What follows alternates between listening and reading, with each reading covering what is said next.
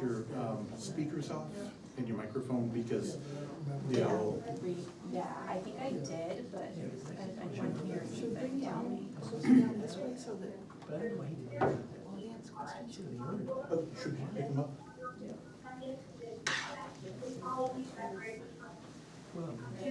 And I want to introduce myself. Hi. Hi. I'm Rich Brown. Nice to meet you. I originally spoke to Olivia to Oh, say, okay. could somebody come and talk to us? And so thank you for Oh, being here. awesome. So how Yes. far did you come? So I live just outside of Canaan, so not too bad. not too bad, yeah. Great. Mhm, yeah. I'm Thank so you. interested to hear what you have to say. Thank you. I'm excited.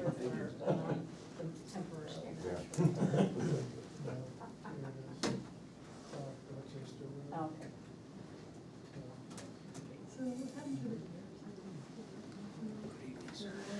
Oh, Rich. Good.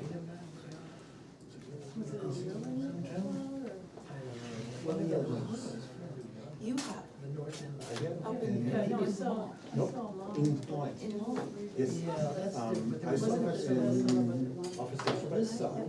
Because somebody's been posting about seeing it in a young man. Vermont Fish and Game has been posting a lot of Yeah. stuff on Facebook. Yeah, They yeah. have a great Facebook presence. But, no, I saw it going north, and Tony saw it coming out of Nancy Granton's property, crossing the road and going up. And it's distinct from the regular. Yep, it is, you kind of slope back, huge, huge feet, and the color. Canada Lynx. Canada Lynx. Oh, I good. saw that. Oh, really? You saw one? Yeah, I saw one, and Tony Slett, the officer in town, saw it. So, And it was a lynx and not a bobcat? absolutely lynx, far too big to be a bobcat, and had the big paws, the color was different than a bobcat. Nice. Huh. And you saw it in town? Yes, How I saw exciting. it just up Route 10 here, and like I said, Tony saw it crossing Route 10 from Nancy Granton's property. So that's who has chickens? Not anymore. I'm sorry, I didn't. Rabbits, that's their normal prey. Yeah, but more rabbits are not food. So there's nothing in this area. No, exactly. Nursing home My brother's been community. clearing like Yes. pockets in his forest. Yeah. So they do this show actually. Because they like the edge. To you, I said, I met them. It's 2 deer. Can we know more about the design characteristics of the senior housing? Yes. Well, are we? Well, it's- 2 minutes of. We might as well wait till the starting time.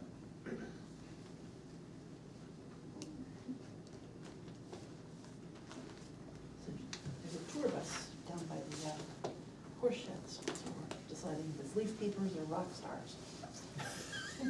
Yeah, where are they? Where is a whole busload of people gonna? Well, leaf peepers could be at Dowd's. Yeah? Where they There's could be enough eating. space there? Yeah, they have. Like for overnight? They have like 20 rooms, I think. Yeah? Where the Lyme Inn, they could be stopping for dinner. Yep. Yeah, that's true too. Yes. Although I saw it on Facebook, there's a chef that wants to open Latham Tavern. Latham Tavern Yeah. too, he's looking for staff. That's right. David, obviously, Lynn, I came by the select board today. Yep. Talked to them, and they said, I'm calling. If you send us a note that says, yes, indeed, I'll fix it if it's a problem after March, so. Good, thank you for the advice on all that. Yep, not a problem. Are we doing that? Yeah. Yeah. Could be a parking issue out here, so. Um, I got the second to last legal spot in the parking lot. And then David Kahn is here. As far as I know. He's in town, I saw him this morning.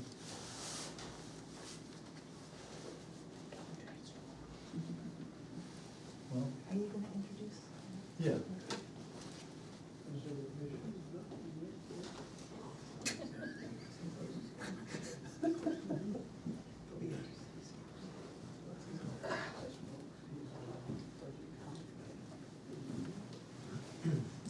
Before you do that, I'm just gonna pass this around one more time, if I can have folks sign in who have not signed in.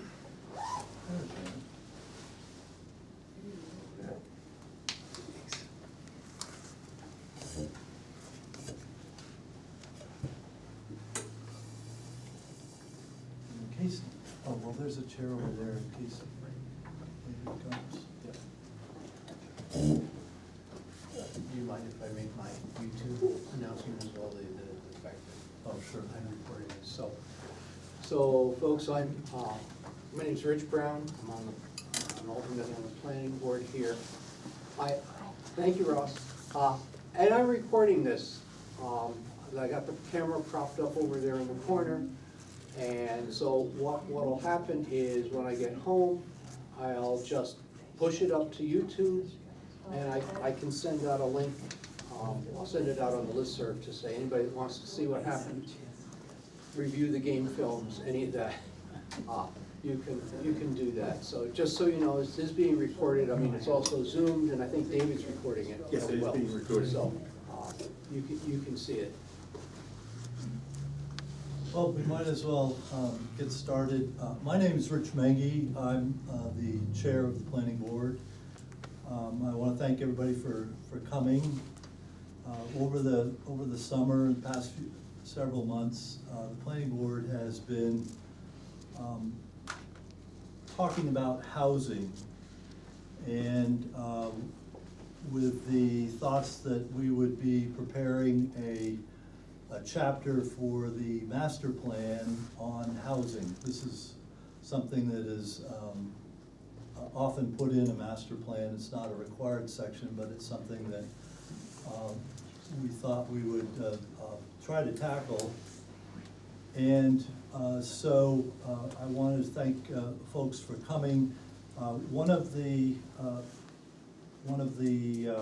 subjects or chapters within the housing issue is what is the demand, and we all read about housing's a big issue, and the Lake Sunapee, Upper Valley Lake Sunapee Regional Planning Commission has studied this for the region, and they've come up with some numbers in terms of what kind of a deficit we have in the region. And then specifically, they have also looked at each town and allocated a fair share. So we wanted to learn more about the process and the numbers. And so tonight we have Renee Theall from the Upper Valley Lake Sunapee Regional Planning Commission here to talk to us about this. She's going to make a presentation that'll probably take, she says, about 25 minutes or so, 30 minutes. But we're probably gonna break it up into 2 or 3 sections. And so what I'd like to do is allow the planning board to ask questions, and then you as the public could also present questions as well. Before we get too far along, I thought we might as well go around the table and introduce ourselves.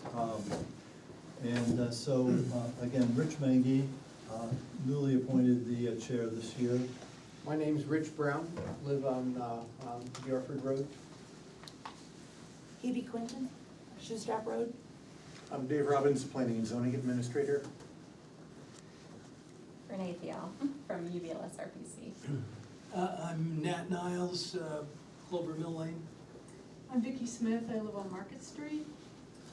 I'm Tim Cook, I live on River Road. I'm Dave Cohen, I live on Cohen Lane, and I'm a select board member.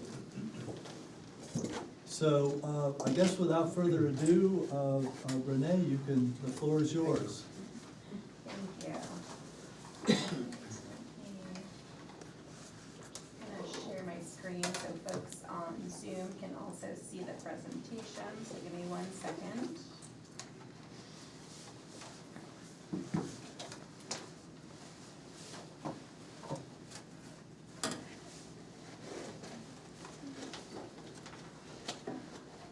Okay. folks on Zoom see that? Would one person just mind giving the okay, if possible, or a thumbs up?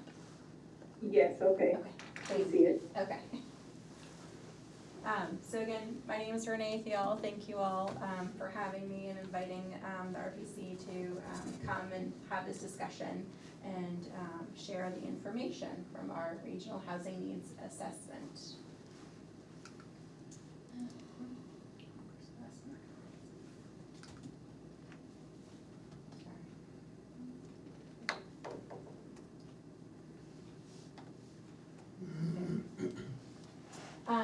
So who here has heard of the regional housing needs assessment or heard of it before? Okay, good, good number, that's good. So kind of what is it? The housing needs assessment is statutory in New Hampshire to be updated every so many years. A team of professional planners kind of come together and they've done a ton of surveys to municipalities, developers, employers, real estate agents. And the goal here is to kind of see where the housing trends have been and where they're projecting to go.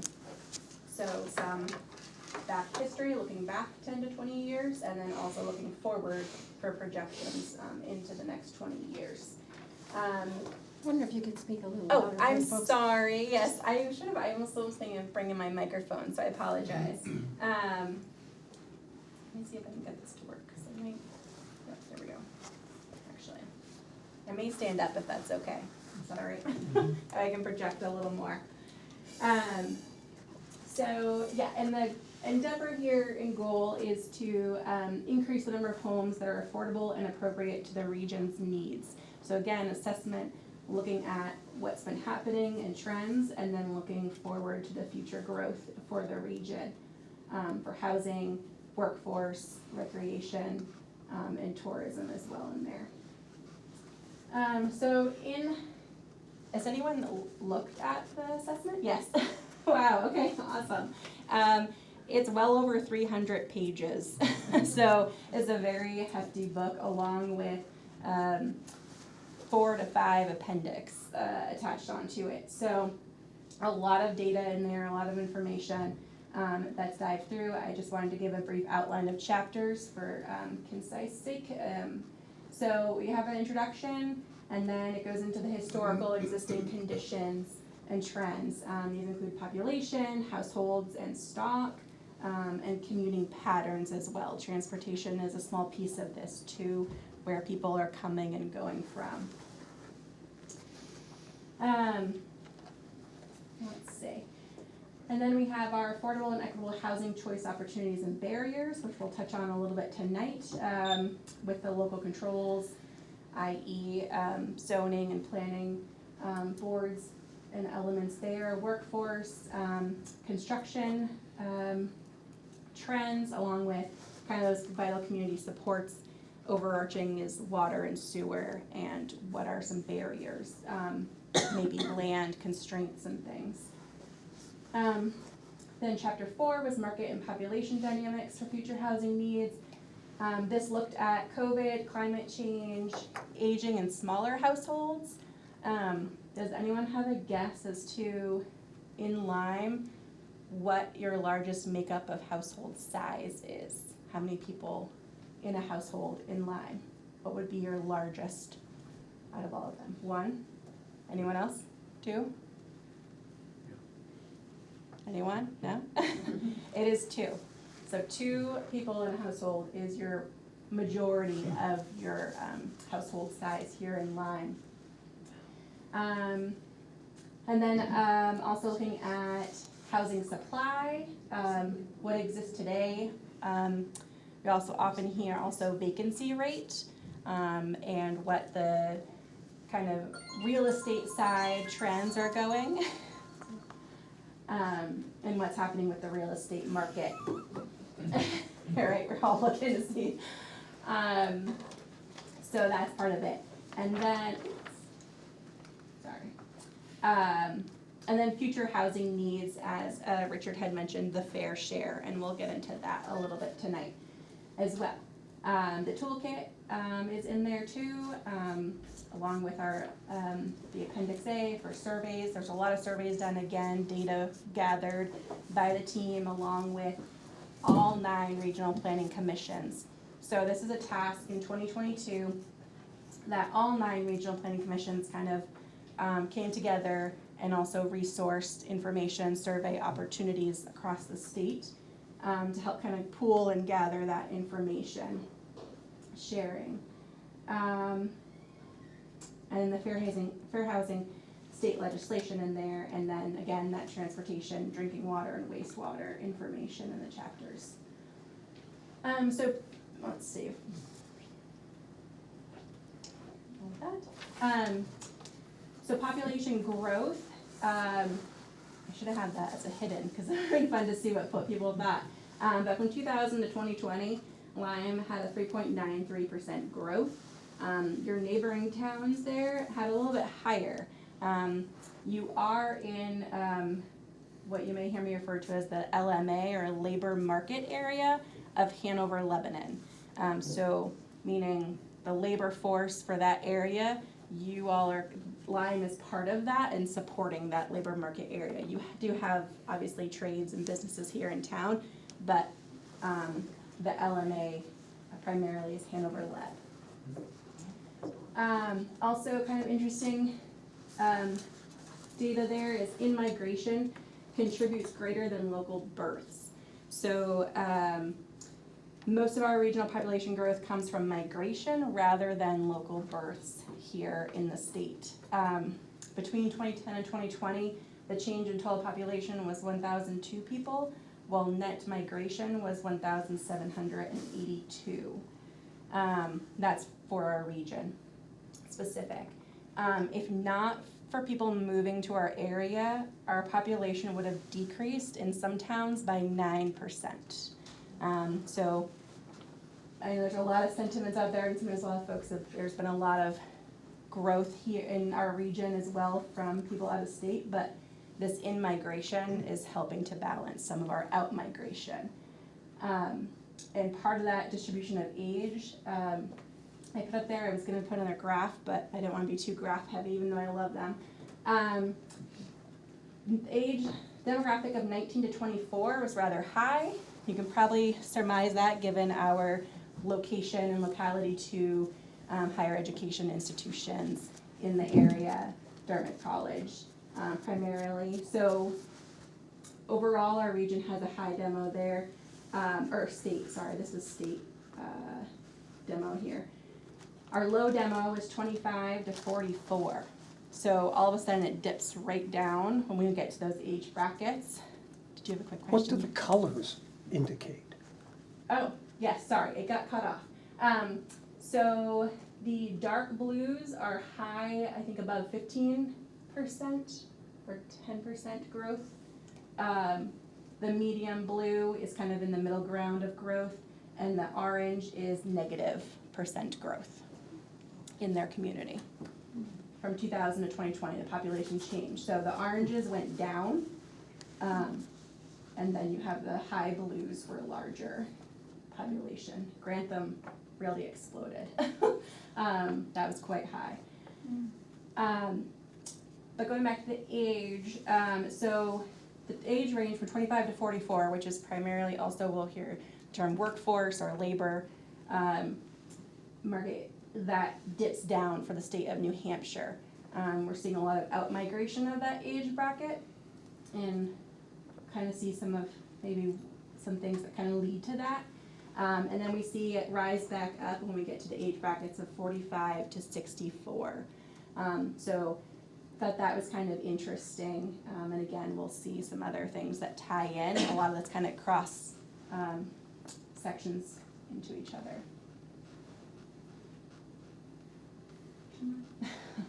So one of the things we talked about was market conditions that we looked at, and again, we're looking at trends. How many here know kind of where the market's been the last couple of years, or obviously has talked about it with a neighbor or a friend? Has anyone here had family members trying to move recently, either into the state or neighboring? Yeah. Has challenging?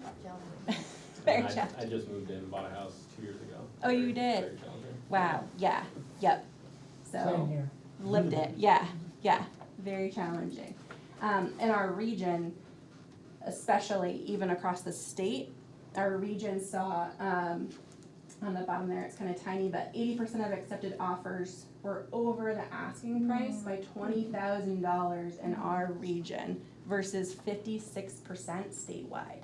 It's a huge jump for our region. So also very clear that we are kind of in a really nice, desirable place, and the housing market and people putting offers in are just going above even asking price.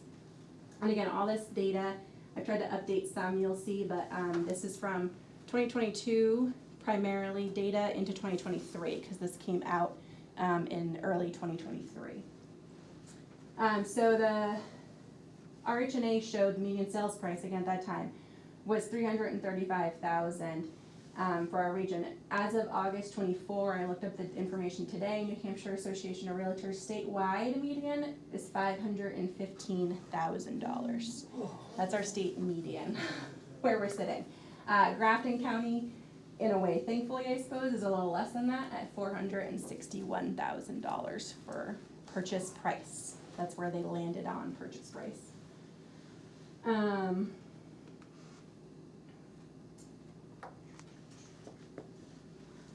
So this is a figure table taken from the RHNA of the median home price from 2009 to 2022, mid-2022 in July.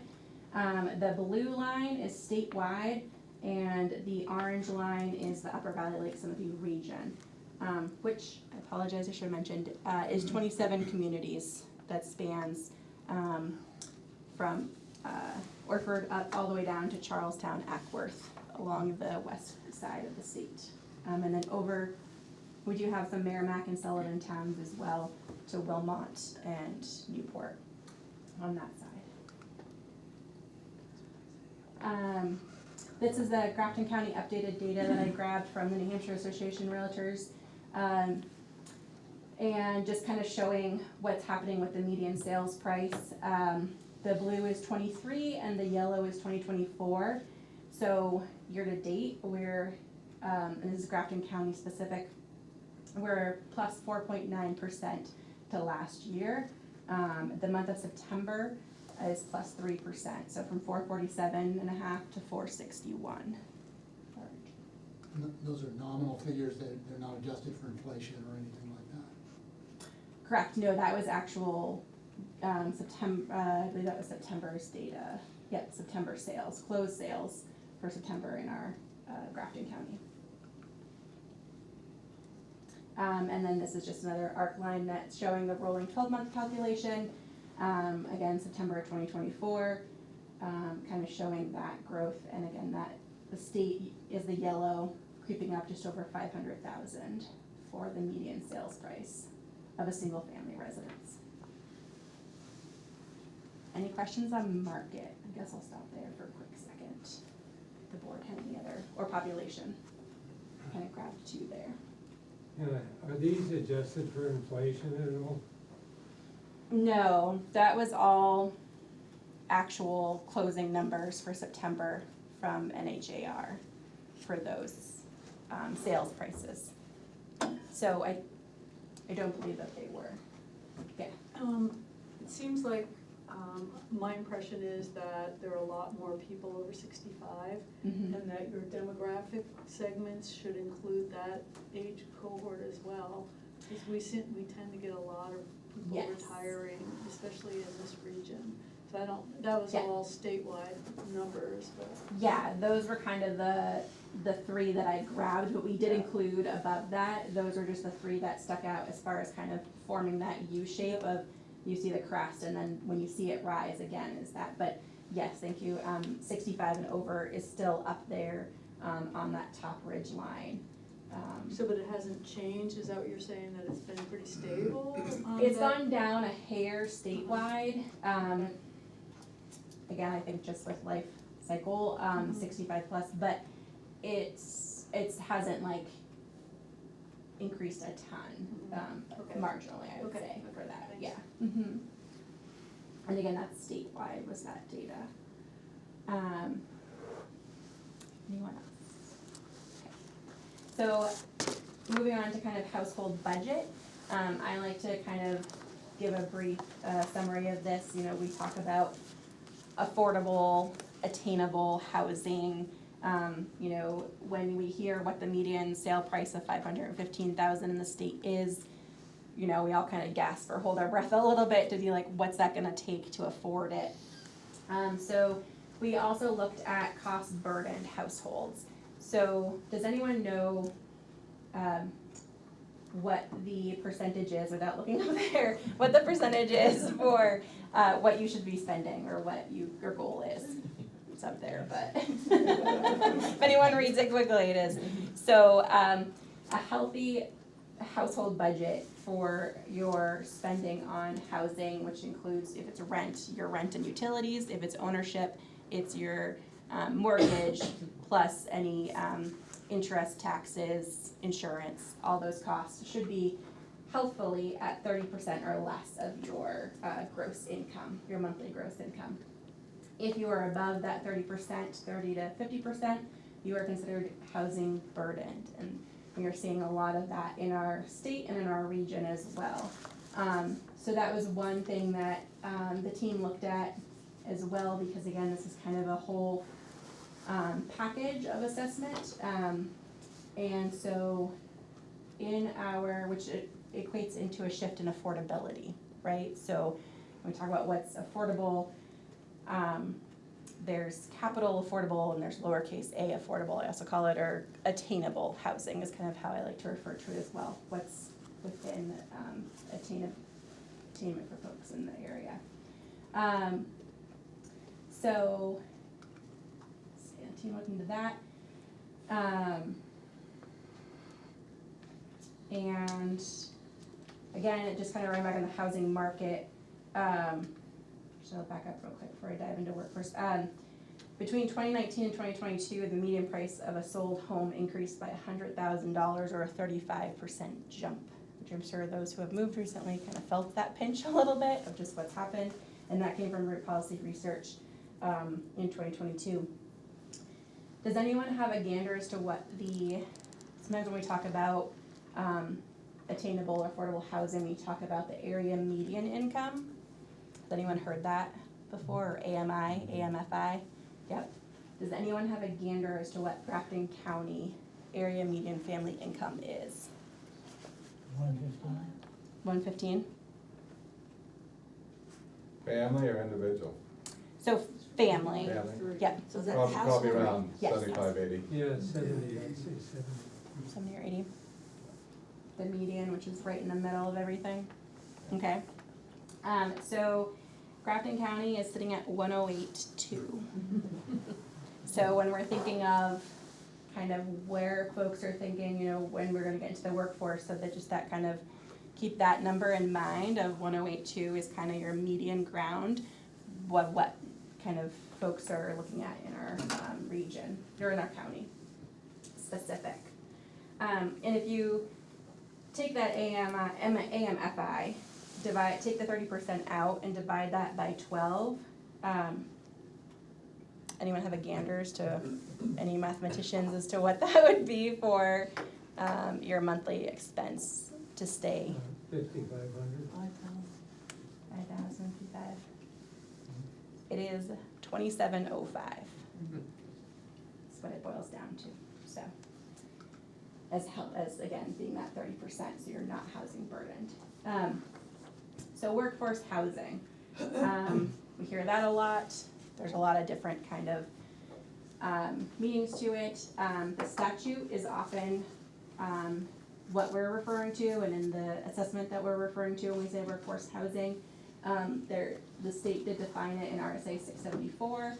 Affordable to a renter earning up to 60% of that AMI for a family of 3, and paying again no more than that 30%, or to a homeowner earning up to 100%, so that 108 for here in Grafton County, family of 4 paying no more than 30%.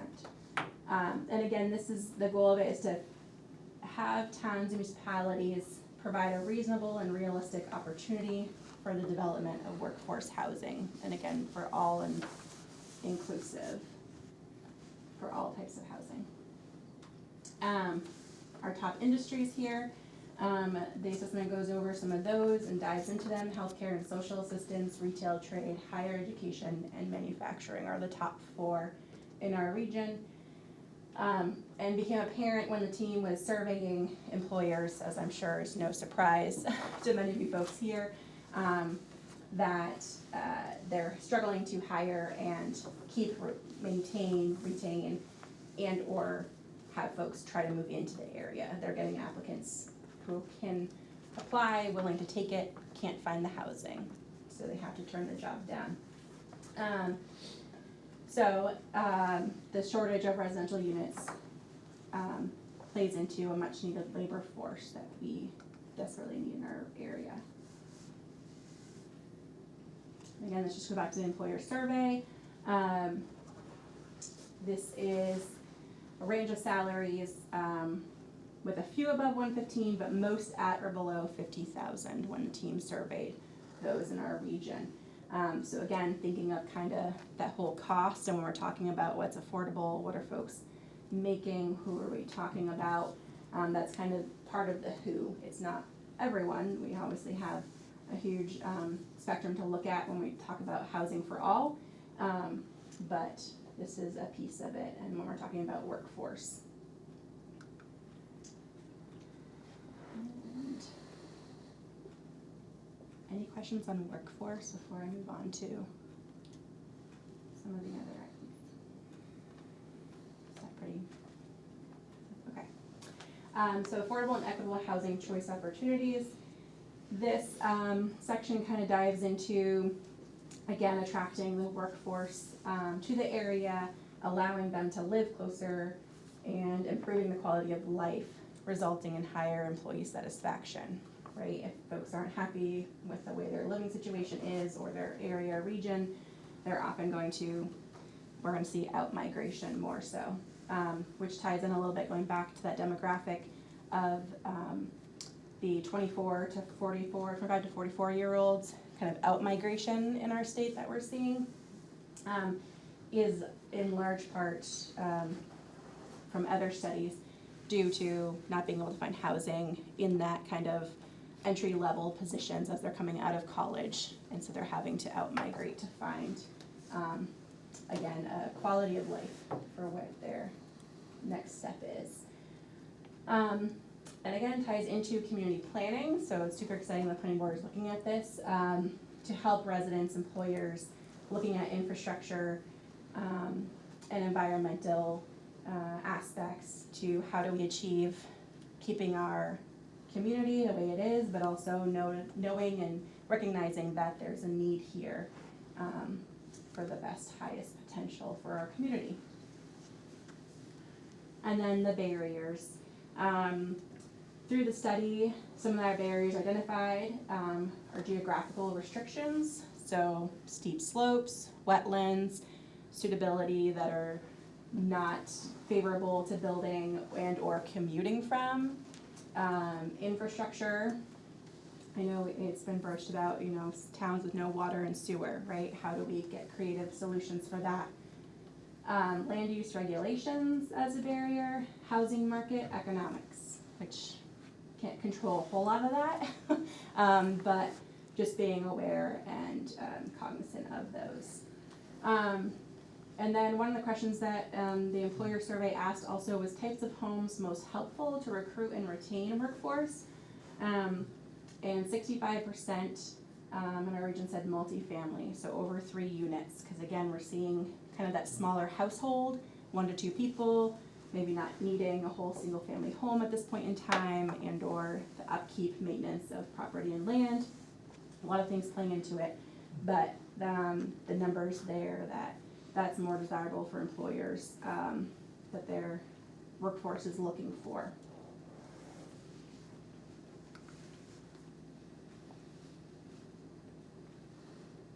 When we talk about infrastructure, pertains to transportation.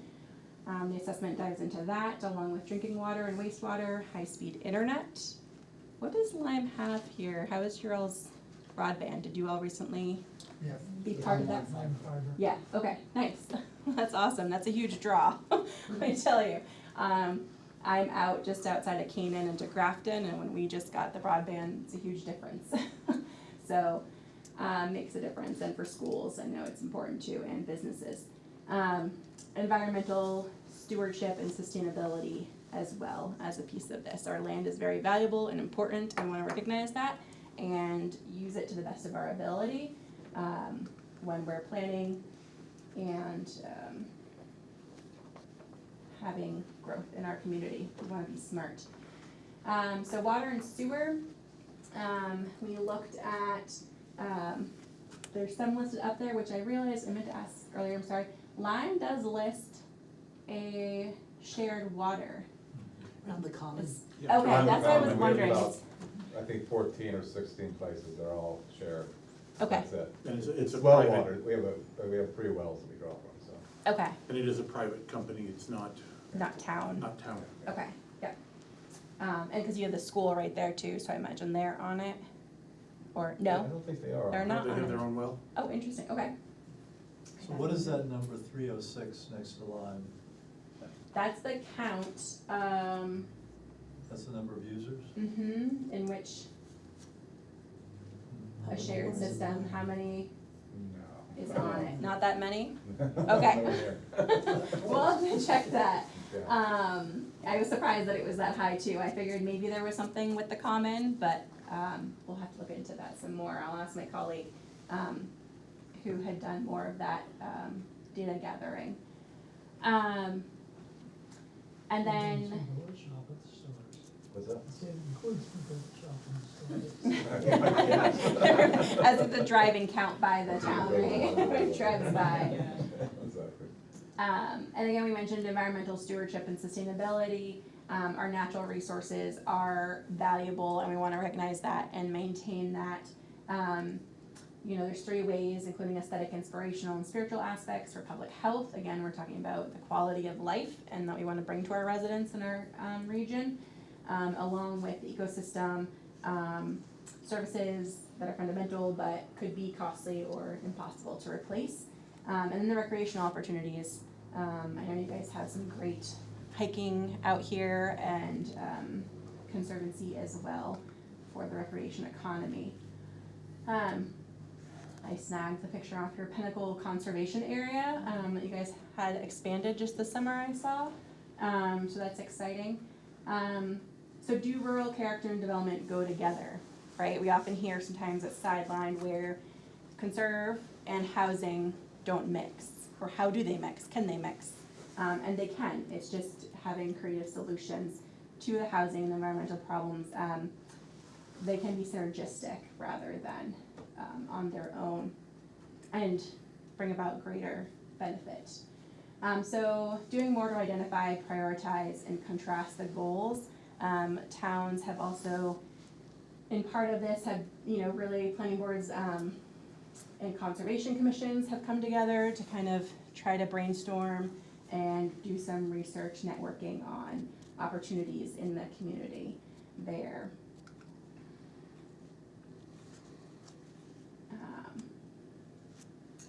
Any questions on that? Yes. So you're talking about opportunities for conservation and opportunities for development, when you have those 2 boards together. Yeah. Yeah. Yep. It can, often, sometimes in some communities, they don't mix very well, right? We see sometimes that the goals don't always line up, but, we really see that when both of them are aligned and working together, more can be accomplished, and to greater benefit on both sides, so that we don't have maybe housing sprawl, or we don't have we're balancing kind of the needs of the town and community. Wilmot was an example that recently they've been discussing conservation subdivision ordinance. Has anyone heard of that? Yes, nodding head. So Wilmot was recently, they had a HOP grant, which is a housing opportunity and planning grant from the state, along with the Housing Navigator. The HOP grant a year ago, and then a year and a half had the Navigator as well in town. And what that did was helped get community engagement, resident feedback, and, you know, some of the sentiments and surveys showed back to the planning board, hey, we know we need housing, we're open to some ideas, but we also really love the green space, and how do we combine those two? So conservation subdivision aims to kind of look at that and tackle it, and we'll look at an example of that in a minute. But that's one community, and the Conservation Commission has been brought into conversations with the board as the subcommittee has been drafting that conservation subdivision ordinance for zoning. So some really exciting things happening there. And now we're into our housing production targets. So as Richard had said, the fair share evaluation that was kind of put out onto the towns for our region, what we need for our 20-year projection growth. I made some copies of it. I don't know if everyone has seen this, but if you want to take one and pass it around. Just so everyone can see the numbers that we're kind of looking at. What's KTTV? Oh, sorry, Keys to the Valley. Oh, okay. Yes. So Keys to the Valley is an initiative that the UVLS RPC, along with across the river planning commissions of Two Rivers and Mount Escutney, combined together to kind of work on housing needs on both sides of the river. Yeah, if anyone would like to see that, apologize, it's a little small print. Tried to get the table bigger. But these are the fair share targets or goals that the assessment came out with. And they're meant to provide an estimate for planning out efforts, you know, not to replace legal counsel or, oh, if we hit this number, then we've satisfied and complied with that workforce housing law that the state has for fair share. But they vary from the Keys to the Valley numbers, because Keys to the Valley also did a suitability analysis for the region area. And so those numbers are a little different. There are slightly different methodologies used. So again, it's just kind of a reminder that one, methodologies aren't perfect. And really it's a tool for planning efforts and to kind of highlight trends that we're seeing. But there's some differing things. And I put a picture up of curling. Has anyone done curling here? No? I was gonna do a target and I saw the curling target and I was like, that's perfect, because I have no idea what happens in curling and there's all these different moving parts, but there's still a target, right? There's still a goal. And so I feel like when we talk about housing, that's kind of the same thing. There's all these different moving elements, but there's still an ultimate goal of planning that we need to do, and investing in our towns and communities, so, for forward growth. So this table is new housing production that you've assessed, your group has assessed that the region needs and divided among different towns. Yes, and again, they're targets, you know, and we'll get into the methodology a little bit of what went behind gathering those numbers. Because for some towns it seems really high, and we recognize that and we understand that. But it doesn't, one thing it doesn't take into account is maybe some communities where they haven't had a lot of growth, it's been a little stagnant the last 10 years. And so some towns, communities are having to kind of play a little bit of catch up in a way. So we're seeing a slightly higher number there. So the method, So the way to read this table is looking across at Lyme. The first column, 2025. Yes.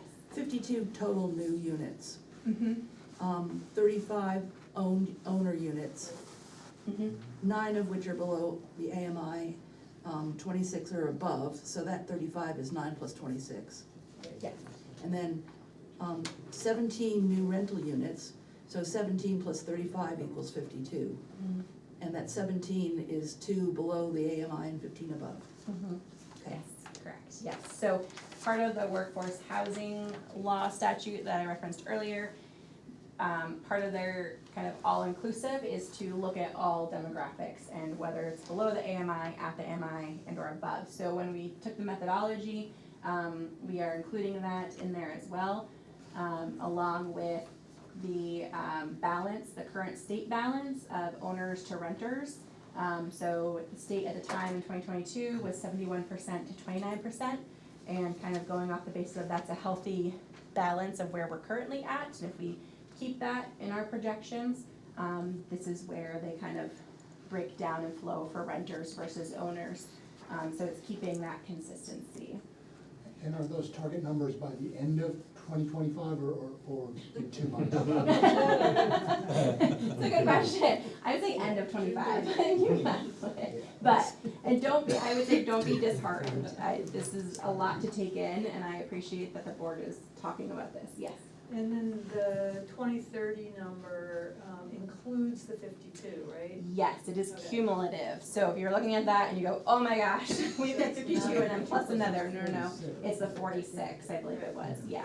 Yep, so it's building on each other.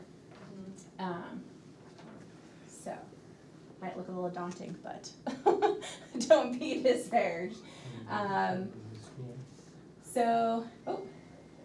Can someone tell us who learns and numbers you're looking at? Oh, I'm sorry, let me see if I can share that real quick. If I have it up. Oops. Okay, that's fine. Let me get.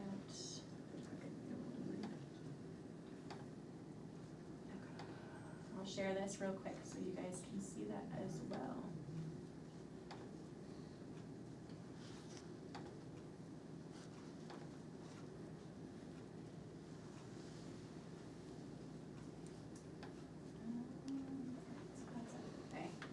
So this is part of Appendix E, the fair share analysis.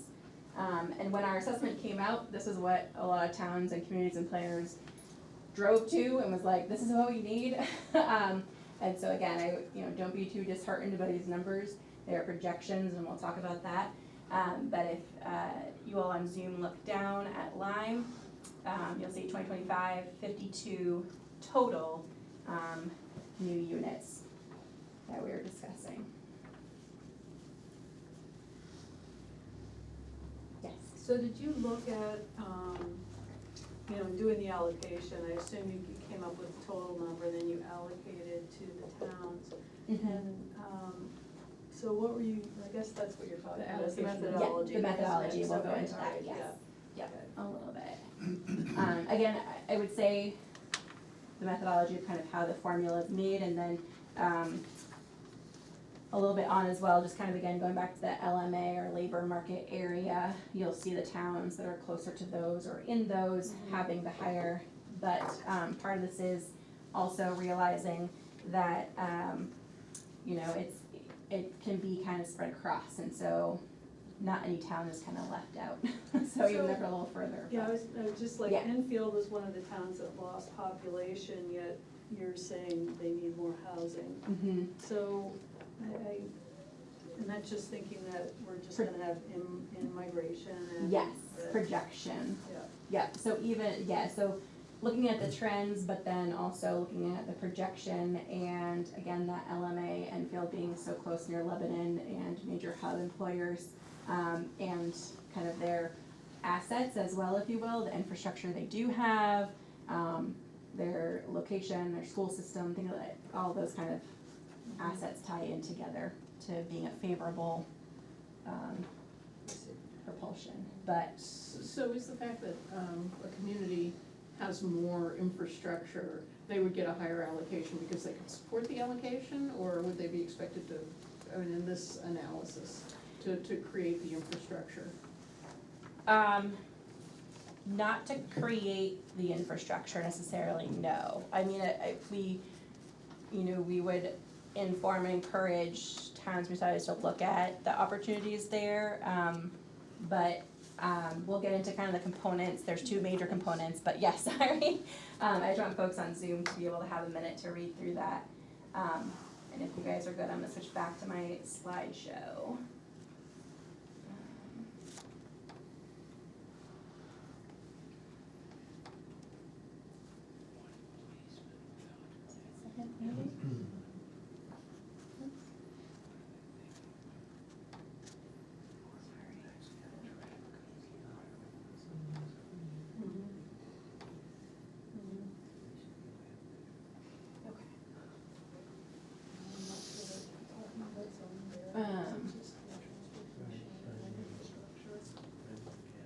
So part of this methodology, Root Policy Research Institute in 2022 helped to formulate kind of the methodology that would be utilized by the RPCs across the state to look at this, and that's kind of a quick breakout of it. Again, that 29% renters, 71% owners, and all RPCs in part of formulating it from Root Policy were a huge part of input as well. So it can be summarized kind of in two ways. You see the green and the blue there. The methodology, two components. Future housing needs targets is 50%, or component one, of units to support future residents, and then 50% on the right there you'll see to support the labor market. So those are kind of two of the large components within this, and the formula does break out into other areas too, which if anyone wants to dive into that Root Policy Research formula, it is available on our website under RHNA as a PDF document. I think that one's only about 20-something pages, so not as bad. And let's see. So, sorry. Yes, go ahead. So the labor market area, which I assume plays into the 50% support of the labor market, Mm-hmm. how is that determined? How do we get into that exactly? That's a good question. That would be in that Root Policy Research formula, which I just didn't dive into too much in here tonight, but we can certainly bring that up if you'd like to look at it as well. And again, just kind of a reminder that all models, methodologies have limitations, and it doesn't account for a lot of the complexities within the market and some population dynamics. And that's why it's kind of really the local planning to kind of have that flexibility and preparedness and the looking ahead as well and considering all avenues. One thing that was kind of interesting too is that these numbers may seem a little more daunting, but it doesn't address current deficit of homes. So again, the 2010 to 2020 period, we didn't see a lot of growth in homes being built. Lyme, I was actually a little surprised. I pulled up, we do have in the RHNA as well some diagrams, but I didn't want to overburden it. But Lyme had in 2008 5 new units added. Since 2008, Lyme never hit 5 units again. It's all below that each year. So that these numbers don't take into account that kind of low trend of growth for the town. So there are some things there to kind of be considered. Rental and affordable or attainable are likely a little undercounted just because of the way inflation and everything has been going. Again, it's kind of that moving target, trying to keep a pulse on it, as well as homes in need of repair and kind of migration as well that we're seeing coming into the area due to pandemic and other elements outside of our control or natural disasters. So just a question, you had surveyed the employers and they gave you information about those incomes, and Yes. is like their future growth and the types of jobs and the incomes that they expect to employ those people and pay them, Yeah. is that related to the like AMI? The AMI. numbers that you have here? Partially, yes, maybe not our specific survey, but Root Policy did do a survey as part of the component of the labor market kind of pay scale as well, which interestingly enough, I sometimes have a hard time with, so a lot of times too, again, when we talk about affordable or that AMFI, the 108,000, what HUD is looking at, that's taking into the county's area median income, but there's always kind of these blind spots, and sometimes I think that doesn't always take into consideration what employers in the county are actually paying. And so some of that survey data is really nice to have, because you can really look at it and say, this is what the bulk of our majorities, where the bulk of their employees are sitting at pay-wise in our region. But I believe Root Policy Research in their methodology did include some of the New Hampshire specific pay scales. Okay. Yes. Yes. So just for clarification, this slide is describing some of the limitations of the models that Yes. it doesn't take into account, pick one, the homes that are in need of repair. Mm-hmm. It assumes these houses all the houses are just fine. Existing when in and fact- will maintain. Right, well maintained there, Mhm. thank you, yeah. Yep. When in fact, perhaps some, if Not. not many, are Mhm. not. Correct. And that skews the results.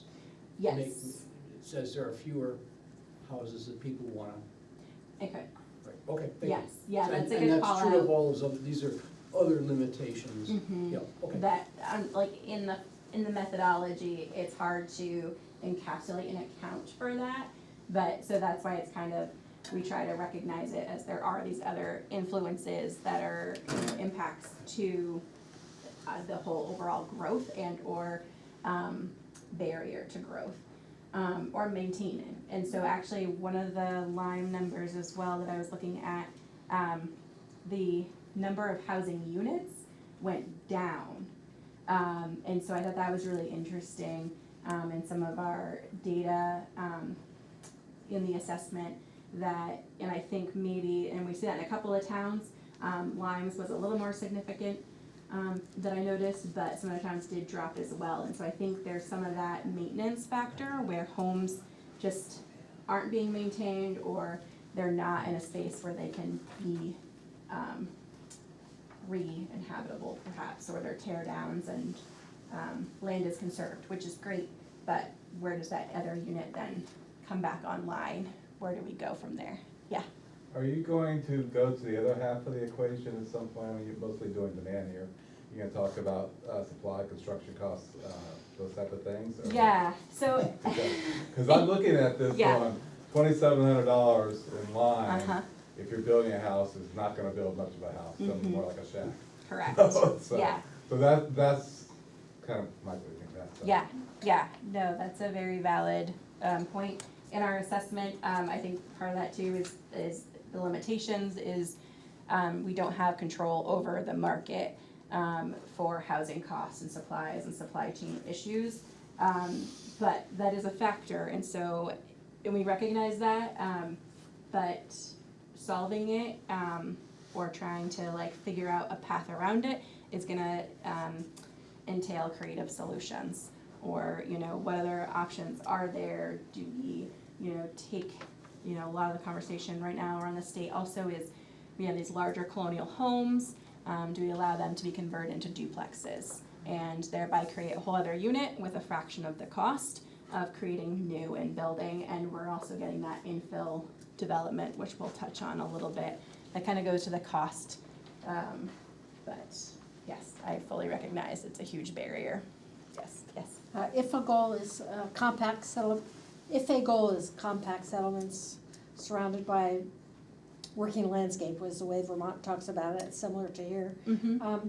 Under the creative solutions, do you guys have examples of communities like Lyme where they have been able to address the sewer and water issues in a fairly tight situation? A little bit, we'll get into that a little bit with the conservation subdivision or some, goals for that, or, and there is one other project that kind of utilizes a different approach with that, to have the compact and shared, often it's shared sewer and water.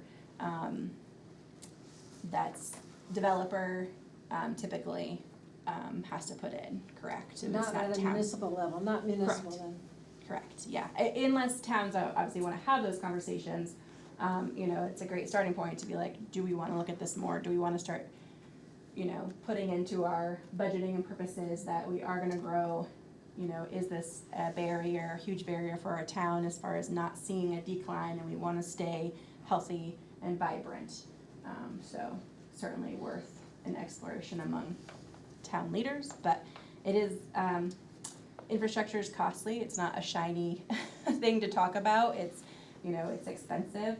There are a lot of ARPA funds that have come into play and a lot of grant opportunities at the federal level that are around for some communities to take advantage of and utilize when we're talking about infrastructure. So that's something certainly to look into or be aware of.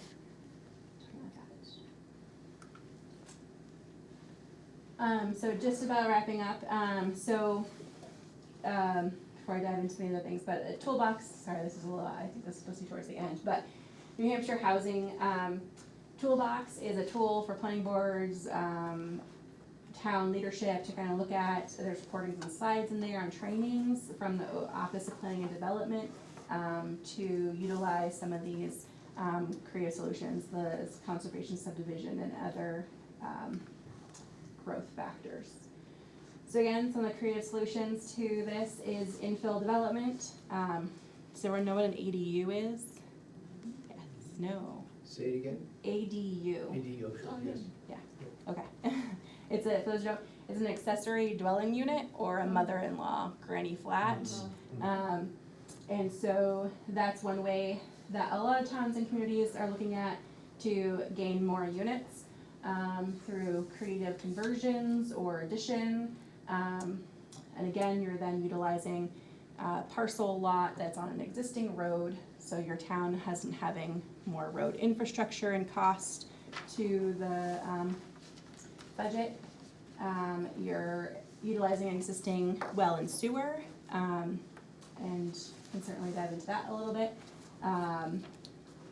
But last that I checked, New Hampshire DES, sewer requirements when adding on an ADU, if it falls within what you currently have, they don't count it as like a whole other, it's part of your number of bedrooms. And you just have to show, if you're going above and beyond, have to show a septic plan on file that you can expand or grow larger if and or when your current one fails. But the cost isn't there to have to upgrade it immediately. That was as of last year when I spoke to a DES representative at a water and sewer conference over on the seacoast, because they're having the same conversations as well of what about our towns and communities here who don't have water and sewer. So definitely conversations abound in that. Conservation subdivision, as mentioned, and then cottage court design. The lower image there is a kind of example. To the left is your maybe ordinary subdivision. If someone were to take a 50 or 25 acre lot and divide it up into some 2 acre lots, 3 acre lots, you're going to get a lot of road infrastructure. You're breaking up a lot of the land. Conservation subdivision says, hey, we can do both by allowing some of this density to be a little closer. You're gaining less road infrastructure, so if a town does take over the road, you're not having a large cost there or privately maintained. And you're conserving a lot of open space and leaving, looking at primarily also wildlife management corridors. We encourage that if the town is looking at doing conservation subdivisions specifically, to kind of help that contiguous open space stay there. Another one is employer-led solutions. Has anyone heard of Harmony Homes or John and Maggie Randolph over towards the seacoast? No? I highly recommend a Google search of them. I've met them a few times and had them come out to some towns as well. They are happy to talk to communities if their time allows. They're very busy, but John and Maggie are wonderful folks, and they have Harmony Homes, which is a retirement and aging facility over in Dover, I believe it is. And they were realizing they were having a hard time attracting and retaining their staff. And so they decided to be part of the solution. And the first project they did was on the same parcel with one of their retirement center there. And they just did think it was 4 or 5 units, for staff to be there, and they only charged them 30% of what they were paying them. So it kept it affordable for them. They were within walking distance of their job. They also designed a daycare center within it, which is also another thing that we hear a lot sometimes when we talk about workforce and kind of families and just kind of that whole equation.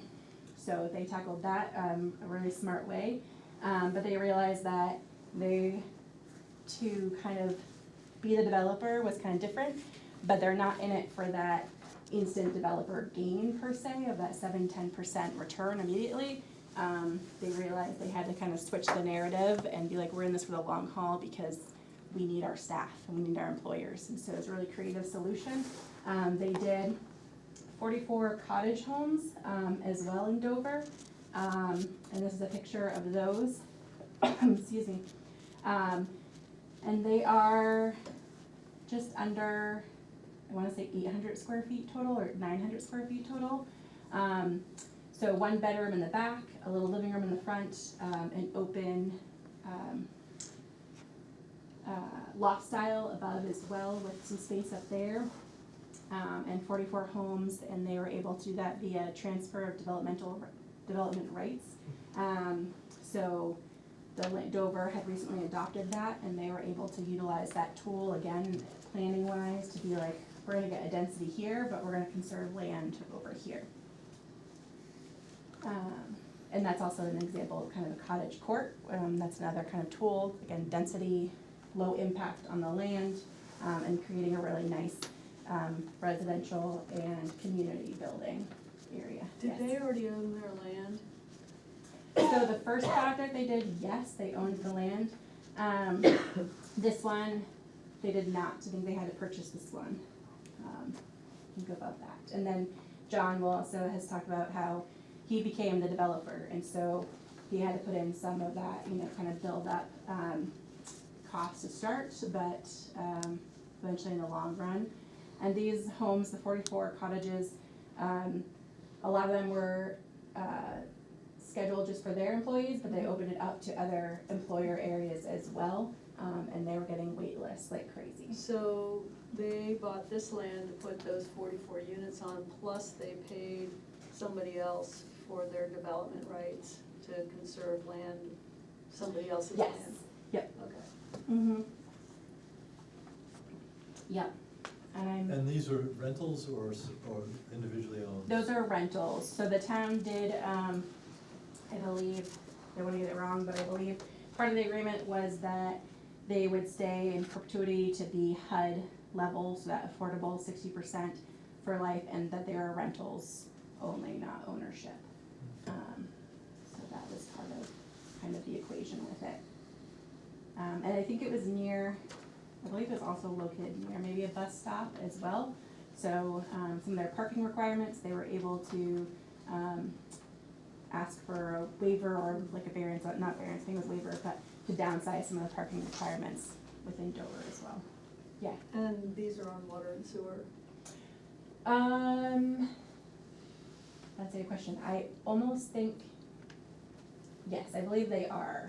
But they have a project, another one I believe, where they did their own they did a shared septic. Mm-hmm. I feel like this may have had one shared, but I can't remember. I think it might be shared water, and they may have tied into the septic in town. Because there's some land off to the side. You can't see in this picture. But I know at least one of my projects, we did do a shared community. And then we talked about ADUs. So again, going back to kind of keys to the valley, the 3 regional planning commissions have realized and recognized that to do an ADU, to convert a space, sometimes takes a homeowner to be like, hey, I want to do this, or whether for a family member or maybe to rent to a nurse or a school teacher. But homeowners aren't developers, and so we realized there's kind of a knowledge gap there, and so the team created a Home Creators Expo to kind of help inform and guide the planning process for that. And again, just some of the resources, previously mentioned the toolbox. New Hampshire Housing is a great resource If you're looking for information and data, I highly recommend going to their page as well. The HOP grant just closed, so again, the Housing Opportunity Planning Grant. They had it, another round available, but it closed September 30th. But if that becomes available, or if they reopen it, it's a really great grant opportunity to help look at your local regulations, maybe do some audit, and community engagement outreach as well, to help support, and hiring consultant and using those funds to help support the board. That's all. So, thank you for listening through all of that. Appreciate it.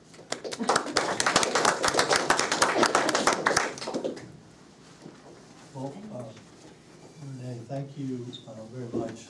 There's a lot there, kind of makes my head spin. Yeah. Yeah.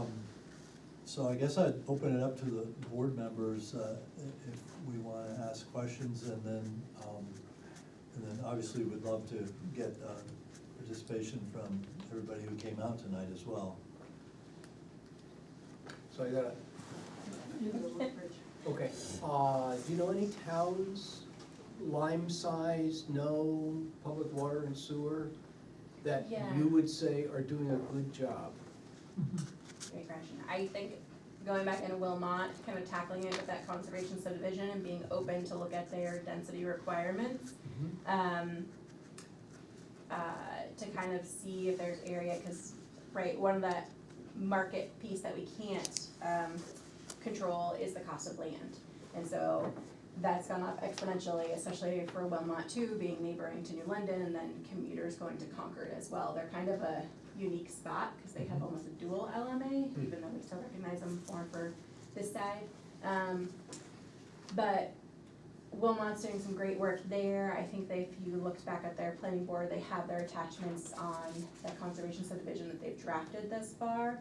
And I'm trying to think of some others. Also just kind of regulatory side of things. Newberry, New Hampshire had a minimum size requirement for building a house. They just had, hey, you can't build a house smaller than, I wanna say it was like 850 square feet, which is pretty small, but if someone wanted to build something that was 750 or 780, they couldn't, right? And so they just kind of realized, this is a barrier, that's why I have this if someone wants to. So that's just kind of some conversations that have been happening in other communities. And then again, I think I applaud you guys for doing this, and community engagement outreach is a huge component because it kind of takes everyone's thoughts and. So my question was, is there any money available for infrastructure, and not necessarily for the municipality, but for developers that are trying to address the housing? Is there any assistance for them beyond just typical banks or any grants or revolving loan funds or things like that? That's a great question. I know there's a loan, there is an Upper Valley Loan Fund, but there are some requirements to it, and some of it might be the affordability factor. You know, Twin Pines does a great job. I'm sure you're all familiar with them and their work. One of the pictures actually in the slides was of Ann's Place in Enfield, which I don't know if anyone's driven by that or been there. It's really cute. You wouldn't notice it. You just kind of drive by. It fits in really well with the character. And I think they've primarily leveraged kind of some of their tax credits that way. Yeah, I mean, they get federal, I think state grants as well. Yes, To support they'll their. apply, yeah, and I know they've applied, like New Hampshire Housing is a big contributor too, for some of their New Hampshire projects, I believe, so. But I don't know, I can certainly look into it some more and see if there are others. Unfortunately, there are a lot of conversations at the New Hampshire state level. Vermont is a little bit ahead of the curve as far as like with ADU. I'm sure maybe you guys are familiar, but Vermont has where if someone's doing an ADU, they actually help give in, I wanna say it's $50,000 to the cost of an ADU. So that, thank you. Sorry about that, Liz. Yeah, so that's, so New Hampshire is having conversations, but there's nothing quite there. Cause I know yet. that, I mean, you know, one way is like, oh, the town does a project or sponsors a project, but I mean, if you really wanted to have developers come and to assist them with, I mean, you know, getting the density, they need, you know, shared water or sewer, and Yeah. so it seems like it shouldn't be just to municipalities, because they're not in the housing production role, they're just facilitating, and so how could we, you know, make that happen so that it would be easier Yeah. for a developer to do that? Yeah, that's a great question. I can certainly look into that some more and see if there's anything that I have missed, but not that I'm aware of at this Yeah, time. yeah.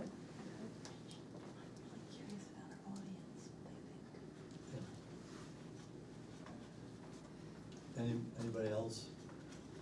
Well, audience members here, I open it up to you as well. I have a question following on Rich's question. Are there any towns that you're aware of where the town has taken the initiative, either on their own or in partnership with one of the housing organizations? Because I'm guessing some of the monies would be more available to the towns rather than the developers, and it might keep the cost down. Yeah, I mean, I think a holistic approach from the town side can definitely benefit. For other towns, there is also, New London has a housing commission. They've been doing a lot of great work in evaluating their regulations to kind of see where opportunities are. 2 years ago, they did an amendment to their workforce ordinance.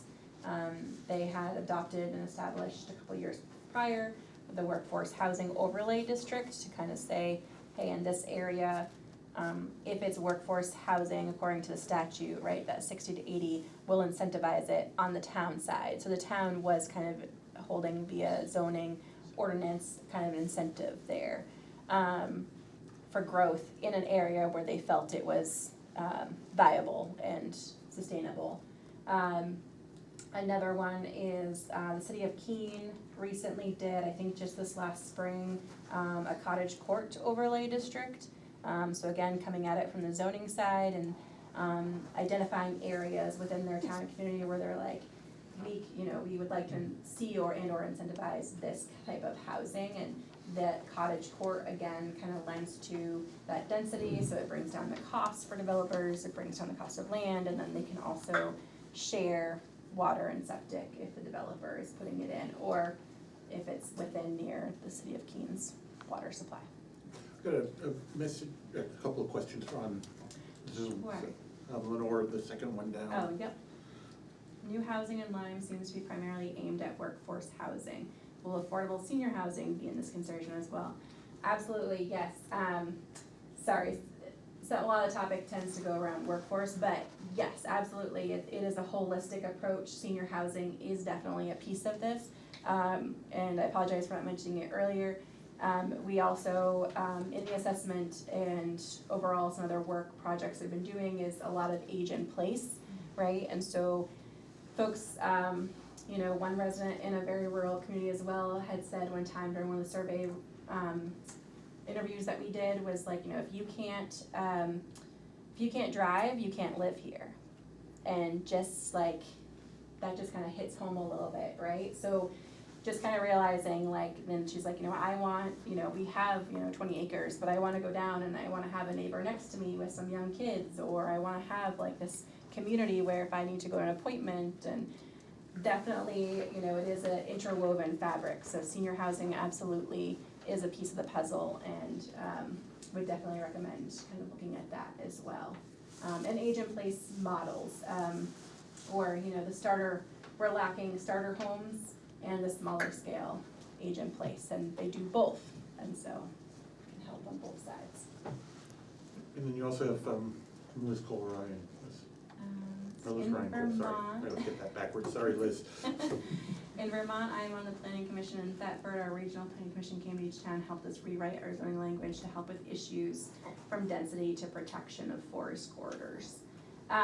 We'd be happy to help, absolutely. You know, going back to that HOP, as a tool, or use if towns are wanting to kind of have grant funding to kind of help offset that. But, our commission is happy to help and assist towns, in doing kind of a regulatory audit, which sounds like that's kind of what their commission did, is to review the zoning, the site plan regulations, and to offer recommendations for the board, because it's certainly a huge task, and we recognize that, and, you know, whether it's through a grant, opportunity or contractually, we're happy to help the town, absolutely. I think the planning board is really interested also in what the community is thinking about this. So I'm really glad to see the turnout, and do you guys have any thoughts that you'd like to share? I'll say I like the idea of the cottage court with conservation, so maintaining open space but having a little more density in a certain area, so. Which is allowed under the Lyme zoning ordinance. That's great, So, yeah. as well as ADUs are also Yeah. permitted, so. And I'd like to second Lenore's interest in senior housing. I just think it's a real gap in our town. You know, we'll do anything for the school and gladly, but the other end of the population is just, you know, stay in a big house or leave. The board had written a senior housing chapter or article, and unfortunately, the state came through and one of their new laws is that any incentives that are applied to senior housing have to be applied for workforce housing everywhere in town. And the idea behind the senior housing was to try to work with it in an area, in the downtown area where it was walkable, where there are services, where there are other people. And the new law would say these incentives now have to be applied to workforce housing everywhere. So if you go out to Reservoir Pond and out in that area, you have to apply those in that area, which it doesn't make sense because, you know, your roads just can't support the larger population in those areas. And so when the planning board wrote the article, they put in a clause that would void it if the state passed a law that did that, and 2023 they did. And so the senior housing article was voided because of the state. And, you know, it was a law that they wrote that was just very general and, you know, didn't take into account the individual towns and how the planning board has to deal with trying to make sure development is proper for the area that the development is in. So Renee, how are other towns navigating that? Are you seeing that same thing happen in other towns? That's a good question. I thought it was, I could be mistaken, I thought it was just wherever, like, if you had a senior housing, like, overlay, then the workforce would apply to that overlay as well. I didn't think it would extend beyond, but I could be wrong. I think,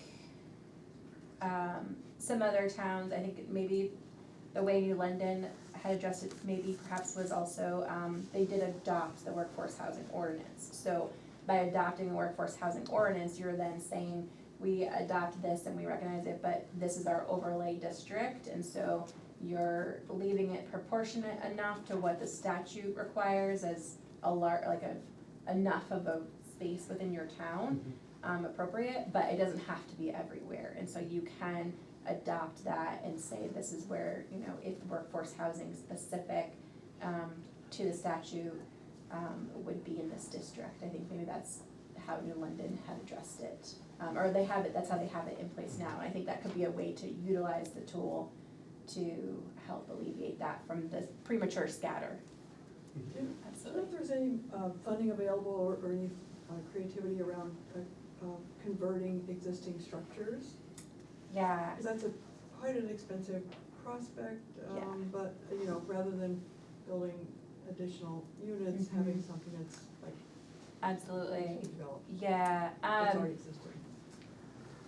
Not quite at this point in the state that I'm aware of. The state did have, through their Invest New Hampshire initiative, which provided funding for, the HUP grant and then some other areas.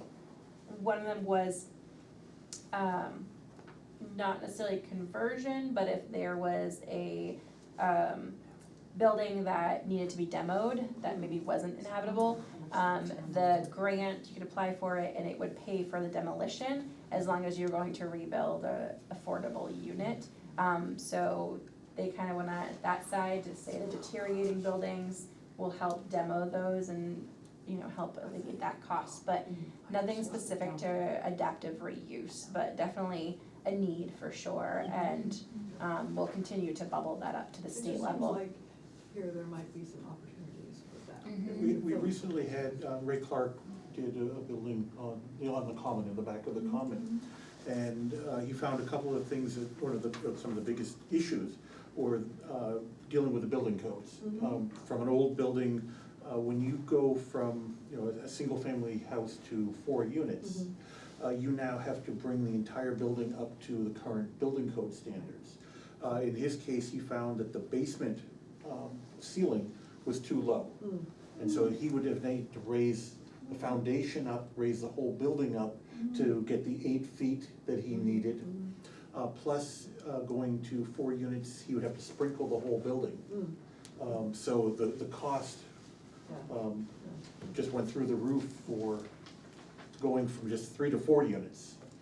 And so They did just change that law for sprinkler this year, so 4 units going forward now, that was just, I think, recent this summer, can be done without sprinkler units, but so some areas in state legislation, they're trying to recognize the cost prohibitive, but yes, it can be costly to have to square up, for sure. I just got one other question. Another thing that I think about is some of the businesses in Lyme and making sure that there's enough people to work at them. Like having Latham back would be great. I've heard it's really hard to get people. Not to say you have to live in Lyme to work at one of our businesses, but I'm just wondering, we saw an employer survey, I think, for this entire Region. I'm just wondering if planning board or if there's been any consideration to talk to employers in Lyme to see what they think they would need. there really has not been any discussion, this is, the board is now just, starting the conversations, so, but I think that is absolutely something that they will be. Ross? Years ago, in, I think, St. Louis, I saw an entire city block that the city had taken over and put in lots,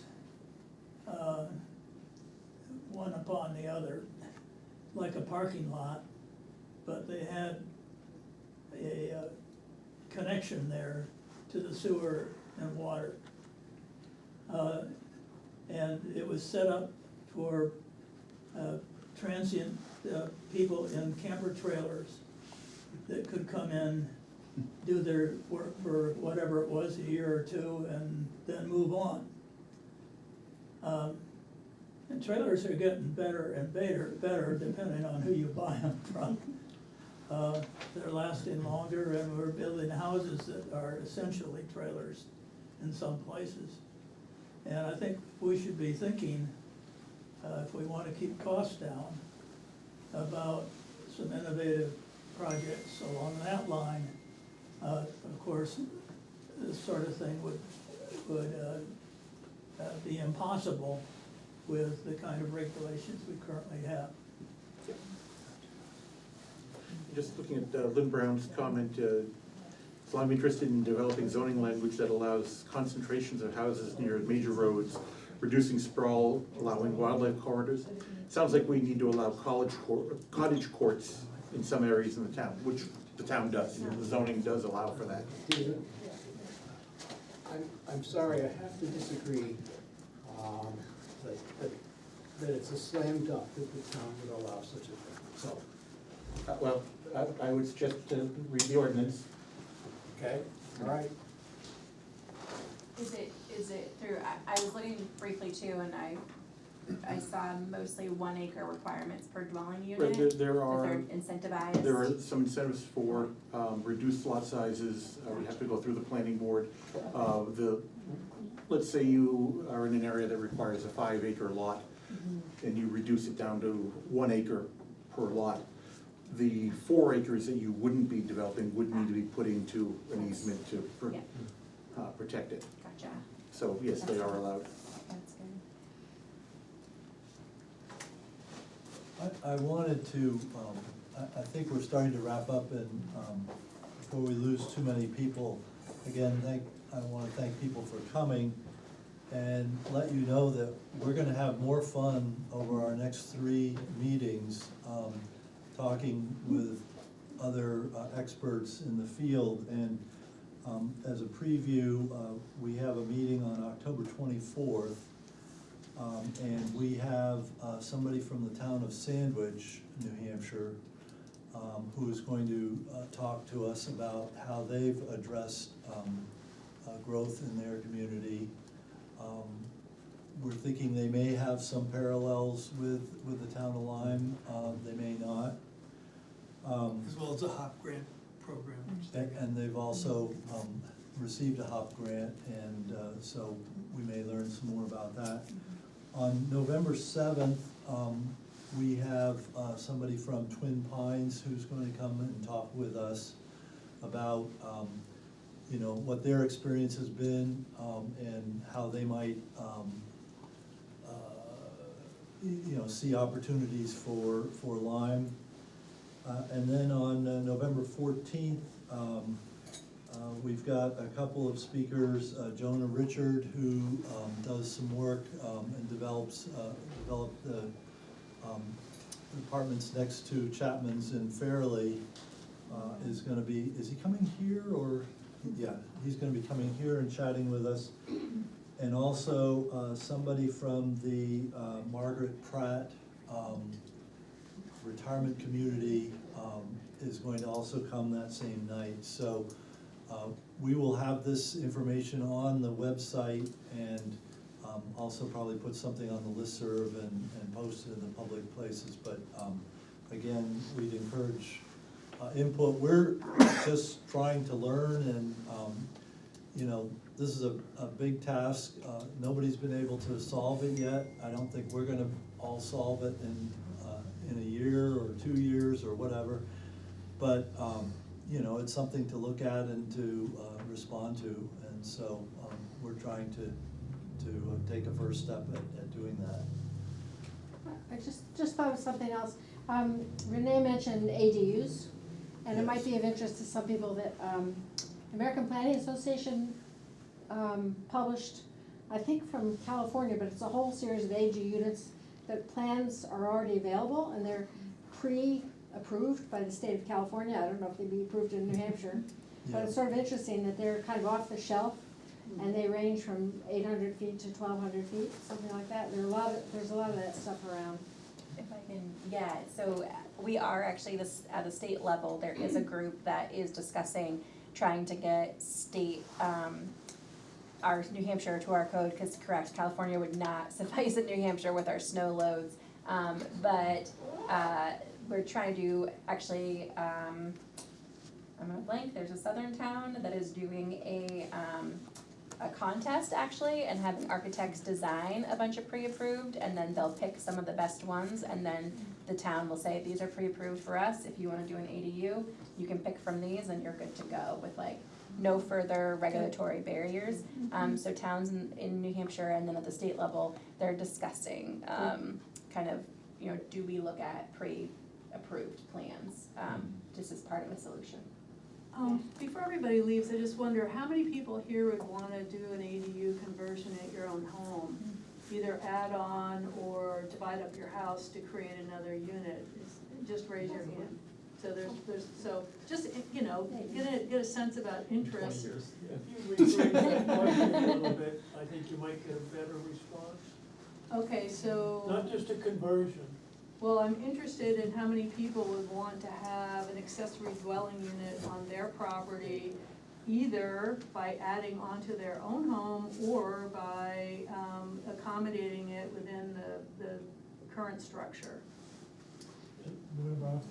So there's some people who are interested in that kind of thing, and Is then detached allowable as an ADU? detached is allowable, yep. Should be included in the Yep, question. yep, okay, so, can I just, everyone raise their hand, like, just, there are a couple of people, okay, so that's, so, it seems like, you know, for us to be able, we have the regulations that allow that, so it's mainly the things that we were talking about, which is assistance with shepherding your project through the development phase, to change your property so that there was the second unit on there.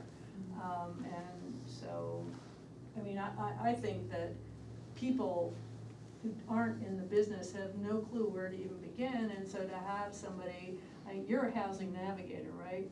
So to have somebody to help people with that interest navigate what they need to do in terms of building plans and check the septic and get the permits and then find contractors and get the work done is like, I mean, maybe that's what we need to do, and that's the cheapest way for us to have new housing in our community. And then I just wonder, of the people here, who really wants to leave their home and move into a smaller place that would still be in the town of Lyme? So, okay, we've got 3 people here. Well, that was something that we really considered, but Uh-huh. it's just not affordable, so we decided, instead of, we were gonna try to think about building something in line, but we ended up putting that money into the house to make the house more, extend the longevity of our house. It makes the house so that you can live in it for a long time. Yeah, exactly. Yeah. But you might want to have an accessory dwelling unit in your home. Yeah, well, we have a mother-in-law apartment already. Already, Yeah, and we actually rent out. Yeah. And would you wanna have another, accessory dwelling unit? Not a dwelling unit, we have a barn that we were thinking would be good to convert perhaps to Uh-huh. a couple of units. So that is something that we would call multifamily, so just allowing that growth Within that. within your Right. existing structures. Right, Yeah, yeah. We had a application before the zoning board that involved a barn, Yep, and under the ordinance, the 10-year thing without utilities, it Yeah. made it very Yeah. challenging Yeah. to say yes to what otherwise seemed like a perfectly reasonable approach. Right. If you read the last section in that paragraph of the ordinance, Mhm. so that might be something that you look at. Mhm. Just, I think a quick editorial assessment Yeah. of that section would open things up that otherwise many people couldn't do. Yep, And there are very few barns in town that have utilities for, right. yeah, so, Yeah. but yeah, we're encouraged to do so, Mhm. to use them for housing. Keep them from falling Yeah. down. Well, that's it, I mean, if you restore them and put housing there, then they'll live on, the barns will. Right. And provide housing, which is desperately needed, so it just seems like a positive thing for everything, Yes. for everybody. Yeah. I mean, we've got some really awesome structures that are gonna fall down, because you can't afford to maintain them, because there's Right. no, So barns are something we might wanna try to accommodate, instead of using them for storage or for animals, to create housing for people. I mean, just in terms of thinking about how to make our ordinances, more favorable to what people might wanna do. I mean, we still are running into, we need a housing navigator to help folks, you know, tackle that project. That's not a small project, I mean, just, you know, redoing your bathroom is like a huge project. So, putting in another bathroom is, and, you know, doors and walls and things is really big, so, I mean, just. Yeah, and, it just, Okay, well, thank you, everybody, for sharing your interest, because it helps us understand what people who are motivated to come to a Thursday night session like this, you know, might want us to be doing. So appreciate that. I wanna second that, and I wanna say that anybody, we'd be delighted to see you on the subsequent meetings. Tell your friends, we really, really wanna hear what people in town support. Would they what do they want? I mean, I won't lay out any polar extremes, just, we need to know, because we're not sure. We don't wanna propose anything that the town's gonna say, oh, that's too much. So, we need to hear a lot of feedback. So, get your friends to come in too, please.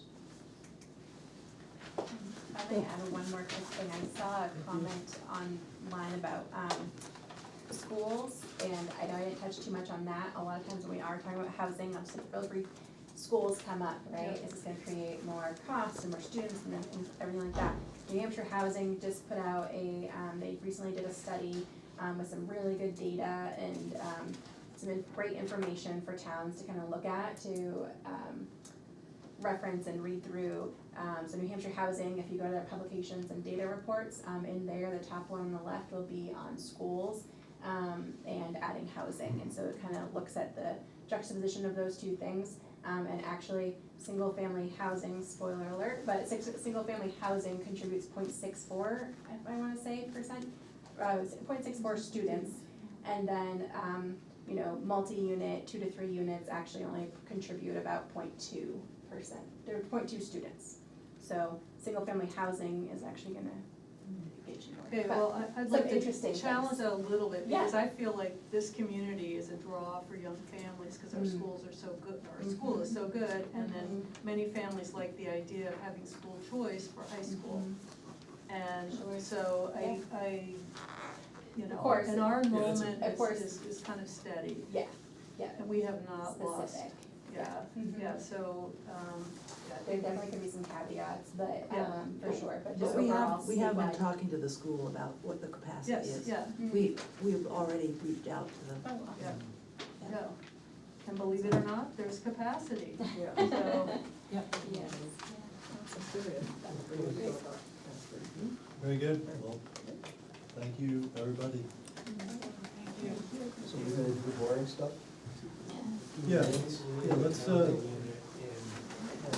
let's go ahead and, Michael, take a look at our minutes, and I would. I saw you here, so I was gonna just, that made a mental. my fruit But- flies are but- not We have some compliant. comments on the minutes. My fruit flies are not compliant. How's you doing?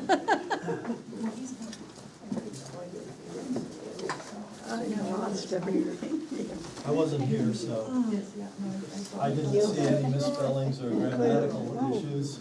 This is wonderful, thank you. Vicky and Matt. No, we got it? Okay.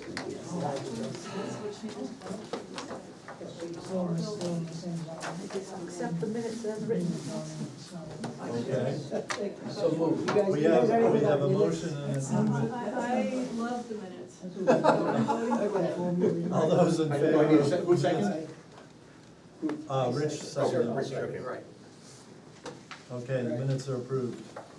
Thank you, everybody. So we have our next meeting on, I just mentioned that. On the 24th. I've done So what my you're saying is that training the for state is going to approve adding an ADU. That's right. It's already. We're counting on you. I know. Four bedrooms. So you have four- We can't connect to the world. Until it fits. That was my understanding from one of them. I can understand that, but